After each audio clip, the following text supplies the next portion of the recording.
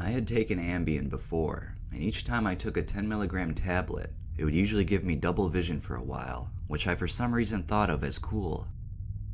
So one day, I was feeling quite depressed. I am bipolar now, and decided to take a bunch with me to school. Big mistake. During the first period, I took one 10 mg pill. The effects kicked in like I expected while we were watching a movie. When second period came, I took another to see what would do. Prior to this, I had only ever taken one at a time. Then, during third period, I took the rest, which added up to 50 mg total. Much of the next period of time is really foggy, and I don't remember much, but I'll try my best. I was fucked up. When the bell rang, I could hardly stand up. I hobbled up the stairs and fell flat on my face in front of a decent amount of people. When I went up towards my classroom, I remember bumping into many lockers, walls, and people. Finally, when I had reached what I thought was my classroom, I was already sort of late, and I stumbled into the classroom. It turned out that class wasn't the one I was supposed to be in, and a ton of people gave me awkward looks. I think I remember uttering something about being lost, and the teacher asked me if I was feeling okay. I said yes, and nearly fell out of the classroom, and then went into my room. I got a lot of disturbing looks from a bunch of different people in that class, and at least 2 to 3 times, my teacher asked me if I was okay and what was wrong. Then before I knew it, there was a knock at the door, and my teacher called for me and said someone was there to see me and told me to take my books. I couldn't even walk straight or see straight. By this time, my vision was so blurred that I couldn't think or talk right, and couldn't even tell what was right in front of me. The person at the door was one of the vice principals, and he had said that someone reported me as being messed up, and he took me down to his office. The trip down was horrible. I fell constantly, which couldn't have looked good since I told him I was fine. He got a nurse and she started testing me, making me follow lights with my eyes and walking in a straight line and things like that. I had no idea what they were doing it for at the time. I was totally oblivious to everything around me and everyone talking to me. She took my blood pressure and pulse, and then the vice principal said he was going to contact my parents. At this time, I still didn't know what was going on. I remember him telling me not to leave the office and to have a seat on the bench outside his room. I must have sat there for a really long time, but I only remember a few things about it. The wall for the admissions desk was coming towards me, and at times rippling up and down, almost like water. The mailboxes for the teachers kept popping in and out, and all their names were switching around. UPS boxes were doubling themselves, and the words they had printed on them kept fading in and out. I remember I passed out around then for what seemed like a short time, but was actually 2 hours. Finally, I woke up to the vice principal telling me he had contacted my parents and that they would be in soon. I tried to stand up, but I couldn't move. People all around me were looking at me, but I couldn't tell who any of them were. The ground felt as if it was vibrating, and I felt really sick. I knew I had to vomit, but I kept it in because I still wanted to say I wasn't messed up. My parents came in finally, and they talked with my vice principal. He said I had broken 3 rules and was under suspicion of drug use. He also said I was suspended until I got a court hearing with someone from the Department of Education. My family and I left and went to go get a drug test, which I probably failed miserably, considering I had smoked a day or 2 before all this happened. Next, I passed out in my parents' car and went home. I got into a huge argument with my parents and tried to leave my house, but they stopped me. Because I am depressed, I started to break down and got into a huge yelling match with my parents outside of my house, and my dad wouldn't let me leave. I went back inside and put my hand through the wall, and then my dad grabbed me by my arms and told me to stop. He and I got into a fight, and we wrestled on the ground for a pretty long time. My mom called the police, and they finally came when we were still on the ground. I got cuffed and sent over to a nearby hospital for an immediate psychiatric evaluation because of my depression. I was horribly embarrassed walking into the ER, being cuffed, and followed by a cop.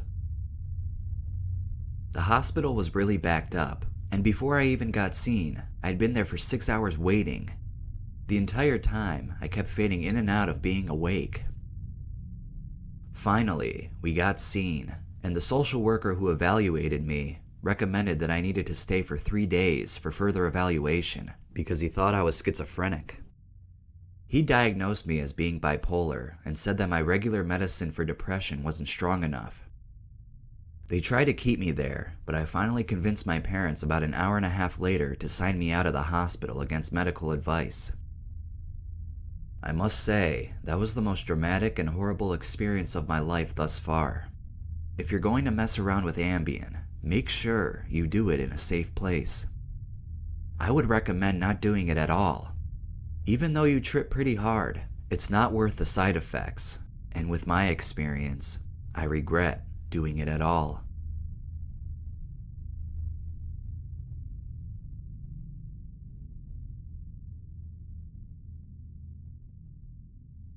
I had taken morphine for the first time ever about a week or so before the specific event. I loved it. It was the greatest drug I had ever taken, perfection in pill form. Everything about it was perfect. The only side effect was constant itching, but it felt great to scratch it. If there was a way to describe morphine in one word, that would be orgasm. Well, 1 week or so later, my friend, who I'll refer to as E, and I acquired 2 200-milligram pills. The guy we got them from said not to take more than half each at a time, so we put them away until the next morning before school. The next morning, I quickly rode my bike to E's house before school at 7 a.m. Our school started at 8:15 a.m., so we had plenty of time to enjoy the morphine. As soon as I got there, we pulled out the morphine tablets and cut one in half and downed them with water. During our last encounter with morphine, we had discovered that smoking a bowl or two alongside it enhanced the morphine high and almost doubled the pleasure. So we decided to smoke 2 bowls right after taking the pills. By the time the weed high hit us, the morphine hit. It was perfection again. By this time, it was 7:30 a.m. We still had plenty of time to chill, but seeing as E's bike had been stolen a few days beforehand, we decided to walk to school, which is halfway across our small town. So we head towards school, enjoying the sweet, sweet high of morphine. The walk to school was so enjoyable. There were no aches, every step felt so good, and I felt happy and enjoyed just holding a conversation and walking down the road. But then, something unexpected happened. I vomited. I didn't feel the vomit coming out, but the horrid taste was still there. It was a bad sign, but we continued to school anyway. The morphine high was still just as good as ever, and we made it to school 5 minutes before the bell rung, still feeling wonderful. Once in class, I found we were just finishing an assignment from the day before, which I had already completed. So I decided to lay my head on my desk and drift into a deep, warm, morphine sleep. But when I awoke, everything took a turn for the worse. All the previous euphoria and pleasure had been removed, and I was left extremely nauseated and exhausted. I headed to the bathroom because I felt the need to vomit, but the bathroom was on the other side of the school, but I managed to get there in time. I vomited a nasty fluid into the toilet, realizing that it was stomach bile, as I had not eaten anything since the afternoon before. After vomiting, I did not feel better like I did that morning, and I left the bathroom hoping the worst was over. I looked in the mirror as I was washing my hands, and I saw a ghost looking back at me. Not literally, no hallucination, but my face was extremely pale and absolutely colorless, and my pupils were dilated and my eyes were bloodshot. I looked horrible, and I was sure people could tell something was wrong. I headed back to class, and once there, I went straight to sleep. I didn't have enough energy to sit up straight in my desk, and instantly knocked out. I was awakened by the bell, and another trip to the restroom to vomit my stomach bile out. Now to second period. It was horrible. I had to spend the entire class period in the restroom, because when I asked to use the bathroom, I threw up outside the door of the class. When I came back, my teacher could tell something was wrong, and she sent me to the nurse. I was fucked for sure. If I went to the nurse, she would know what was wrong, and that I had taken morphine. I spent the rest of this block in the bathroom, hiding awaiting lunch so I could try and get something into me. After vomiting some 15 times more, the bell for lunch finally rang. I headed out to the cafeteria and bought an ice cream cone and Gatorade, trying to take it easy. I was stupid for thinking I could even eat it. From the first bite, the nausea and pain throughout my body, which was already intense, worse than any sickness had ever made me feel, doubled completely. And I left my lunch on the table and hurried to the restroom where I spent the rest of my lunch period. This process continued for the rest of the day, and by third period, my girlfriend had discovered what was wrong, so she was worried and pissed. Everyone had noticed now that something was wrong, and they were all asking questions. I couldn't take it anymore. I needed to get out of this place. Finally, the bell to leave sounded, and we all filed out of school. I met up with E, who enjoyed his high, and my girlfriend, and we awaited our rides. My girlfriend left after telling E never to let me do morphine again. E and I knew that we couldn't walk to his house with me like this, so we called his stepmom for a ride, and once there, I tried to drink a Mountain Dew, but it made me vomit over and over, once again.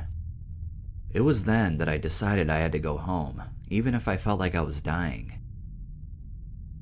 E and I walked to my house, and I got to a point where E had to hold me up and help me walk because I couldn't stand myself.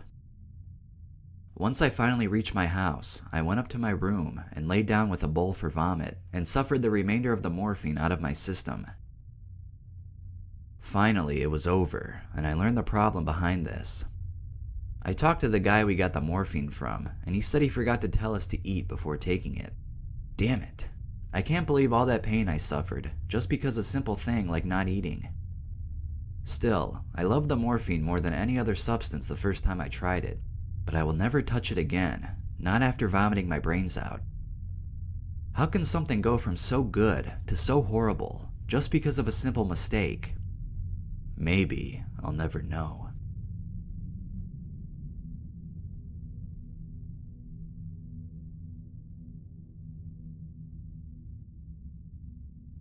Let me give you a little backstory before I dive into when things get scary. The first time I heard about triple C's, I was 14 years old. I was a freshman in high school the fall of the 2015 school year. I had been smoking weed for a couple years prior up to this point, but I had never done anything else besides that. I was hanging with a new group of friends at the time that were pretty wild, and they got into quite a bit of trouble. We all were reckless and rebellious, I guess you could say. Anyway, I heard my friends babbling about this triple C stuff here and there, but it never really caught my attention enough to ask about it. One day, my friend and I were hanging out, and he said, "Hey, check these out." He pulled out a purple box with a heart on it that said quercetin. I didn't know what the hell it was, but he proceeded to tell me they are triple C's. I said, "Oh, this is that shit you guys have been talking about." He asked me if I wanted to do some, and being young and naive, I said fuck it. I had no idea about the dangers of this stuff. He gave me a box and told me I needed to take 8 for my first time. I was going home later, so I decided to put them in my pocket and save them for later that night when I was in my house and could be alone to take them. Later that night, I took them, and at the time, I really enjoyed them. In fact, I enjoyed them so much that I ended up getting addicted to them. This addiction ultimately led me to steal them from stores any chance I could get. On average, around this time, I would take 8 triple C's a day, 3 to 4 days a week, on and off for the next couple of months that followed. A 14-year-old should not be doing that many pills. I'm surprised I did not die or give myself serious organ damage. Anyway, this is just to give you an idea of how much of this stuff I was doing and how I was introduced to it. Fast forward 2 years later to the fall of 2017. I was 16 and I had dabbled in a lot more drugs up to this point, more than a young teen should have. I took a break from triple C's for a while because I was bored of them and I was being introduced to new and better drugs at the time. The triple C's also became harder to get in my town because so many people were stealing them, so the stores made them an over-the-counter drug where I lived. But anyway, one Sunday night around 10 p.m., the same friend from the intro of the story who introduced me to Triple C's a couple years prior asked me to hang out. I went across the street to his house with another buddy of ours. When we got to his room, he proceeded to show me an insane amount of boxes of Triple C's that he had stolen. "Holy shit," I said. "They're back, baby," he replied. All three of us proceeded to do insane amounts of Triple C's throughout the night. We started taking them around 10 p.m. We stayed up all night taking them and did not sleep. At one point in the night, my friend fell to the ground and started gasping for air, fading in and out of consciousness. I helped him and got him some water, and he ended up being okay. That shit scared the hell out of me, but it was nothing compared to what was going to happen to me in the next few hours that followed. My friends said they were getting tired and wanted to try and sleep because they didn't feel good. I looked at the clock and it was 6:30 a.m. I counted the boxes of pills I took, and I had taken a total of 46 Triple C's in 8 hours. I was fucked up, really fucked up. Then I realized it's 6:30 a.m. and it's Monday and I have to go to school. The bus comes at 7:15. I had 45 minutes to get ready. It completely slipped my mind that I had school the next day. I was so fucked up that I wasn't even thinking about it. Now I know most of you might be thinking, why not just stay home? Well, I was already on thin ice at school with way too many absences from skipping, and I was in other trouble too, so my principal said if I slip up one more time, I'm expelled. If I got expelled, my foster parents said they would kick me out, and I didn't want to switch homes again. I had done that too many times. So I went home across the street and hopped in the shower. After my shower, I popped 8 more Triple C's because that's how stupid I was. I started walking to the bus stop on my street around 7 a.m., but something was wrong. I felt really fucked up, like way too fucked up. The total amount of pills I did in the past 8 hours was 54. I started having anxiety about if I was going to die or not. Then just my luck, the school bus pulls up. I went to try to walk on the bus, but I just couldn't. My legs were locked and all the muscles in my body were having spasms. I was freaking out and the bus was sitting there just waiting for me. So with all the strength in my body, I started trying to walk without my knees bending. I looked and felt like an idiot. It felt like my whole body was paralyzed. Getting up those stairs on the bus seemed like the most difficult challenge of my life. I was basically crawling onto the bus, and the bus driver even asked me if I was okay. I got on the bus and used the seats to my advantage to help me walk. I was using my arms to grab the top of the seats on the bus to lift myself up and swing myself down the aisle since my legs could not bend to walk.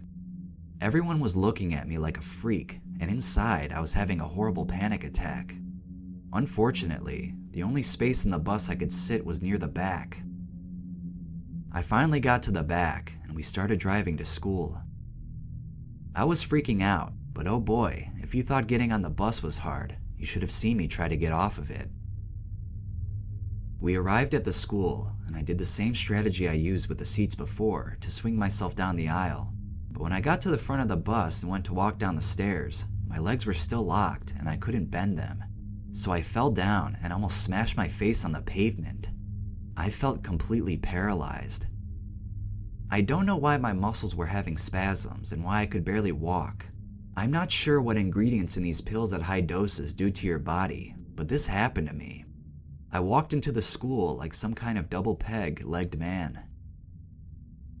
I got to my first hour class and immediately my friend asked me if I was okay. I told her my situation and she told me I should go to the bathroom and throw up all the pills.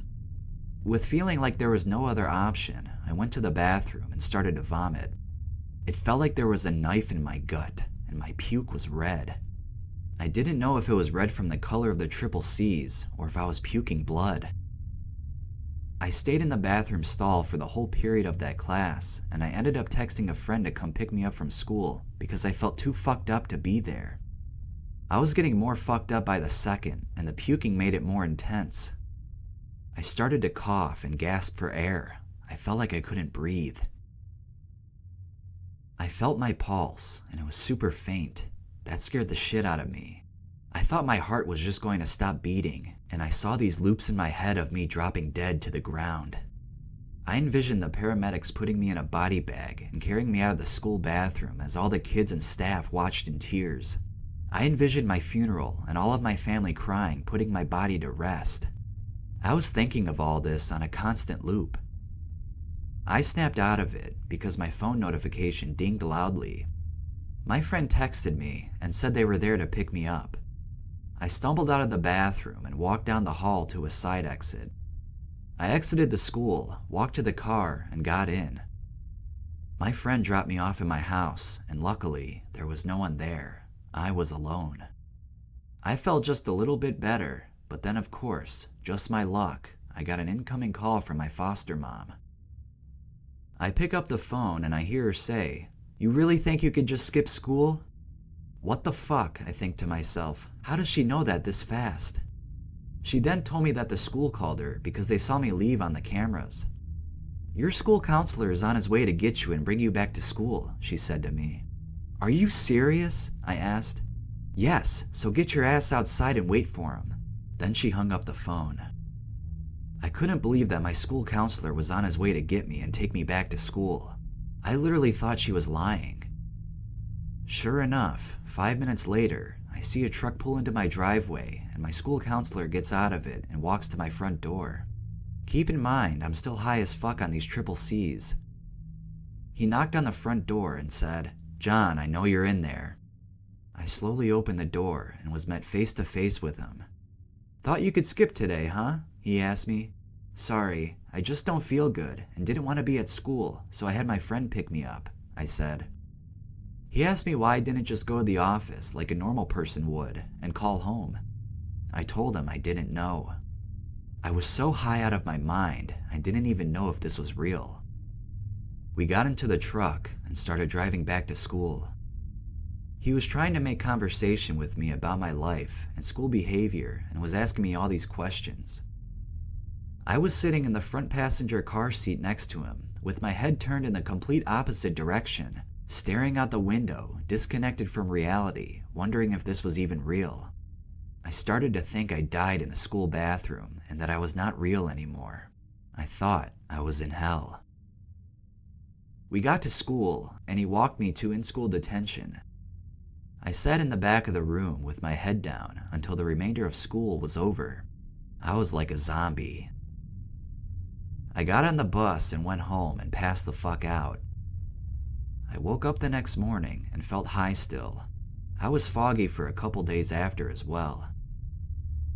After this, I never touched triple C's again. This was one of my top 3 worst experiences on triple C's, but I've had a couple worse experiences with them in the past. This one, though, was just the final straw that made me realize I had to stop.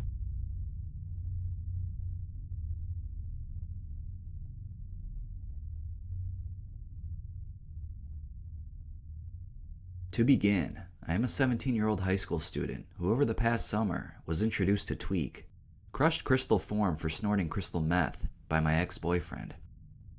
He was pretty heavily into it and made the decision to get me into it with him. My first several days doing it felt like the best days of my life. My mind gave me the sense that I was a whole new wonderful person. I was on a 4-day binge, each time doing more and more. Life felt like it couldn't have gotten any better, and since we were both in it together, we didn't need anyone or anything. On my 4th day straight of being on it, my supply was cut short when my boyfriend was caught and had admitted to all of his activity. His heavy use had him put into a 6-month rehab program, not being able to see or speak to the public. I began to crash on the 4th day. I was coming down. I was realizing that me sobering out was only depressing me more and more. The longer I held on the 4th and 5th day being sober, the shittier I felt. I didn't even see the point in living. Nothing was fun. I recognized my problem, so I cut tweak completely out of my life. I began smoking weed after a few weeks of being off tweak.